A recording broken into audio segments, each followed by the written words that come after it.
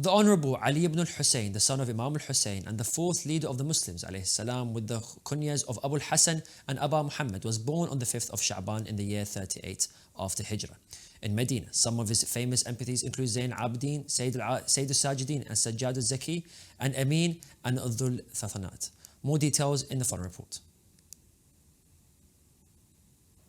Imam al-Sajjad, peace be upon him, the son of Imam Hussain and the fourth Imam of the Muslims, was born on the 5th of Sha'ban in the year 38 AH according to popular narrative. The mother of Imam al-Sajjad, peace be upon him, was Sha'ban. She was the daughter of the great emperor of Iran. Imam Sajjad was contemporary to part of the life of Amir al-Mu'mineen and the imamate of Imam al-Hasan and Imam al-Hussain, witnessing Muawiyah's efforts to pressure the Shia in Iraq and other regions. Imam al-Sajjad accompanied his noble father and other companions in Karbala and witnessed the martyrdom of his father, brother, uncle, and other martyrs of Karbala on the day of Ashura. He was ill on the day by divine will, so that he will take on the imamate and leadership of the Ummah after Imam Hussain. He went to Kufa and the Levant with the captives of Karbala, delivering awakening speeches along with his noble aunt Zain al-Kubra that served to perpetuate the memory of Ashura. One of these awakening speeches by Imam al-Sajjad took place in the form of the famous sermon in the mosque of the Levant in the presence of Yazid. When he proposed to give this speech in front of Yazid, he was denied permission, but people insisted,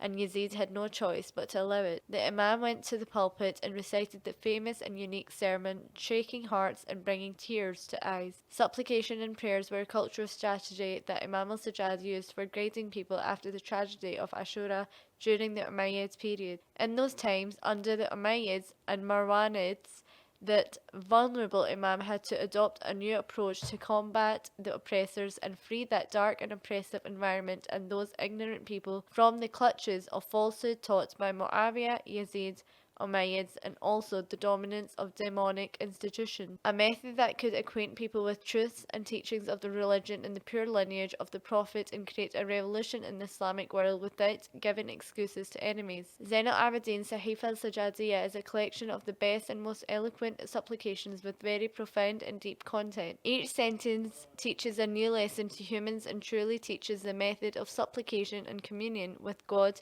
to every person, enlightening their soul and spirit. Imam al-Sajjad's Treatise on the Rights is also one of the works left by that Imam. Due to its focus on the true nature of human beings, it contains points that modern human rights have neglected because Imam al-Sajjad has looked at them from a depth that is far beyond what modern human rights have considered. The famous poem by Faraz Dak describing Imam Zain al-Abidin portrays a magnificent and unique scene of people's respect for Imam al-Sajjad versus their indifference towards Hashim ibn Abdul Malik and the crowds of Hajj.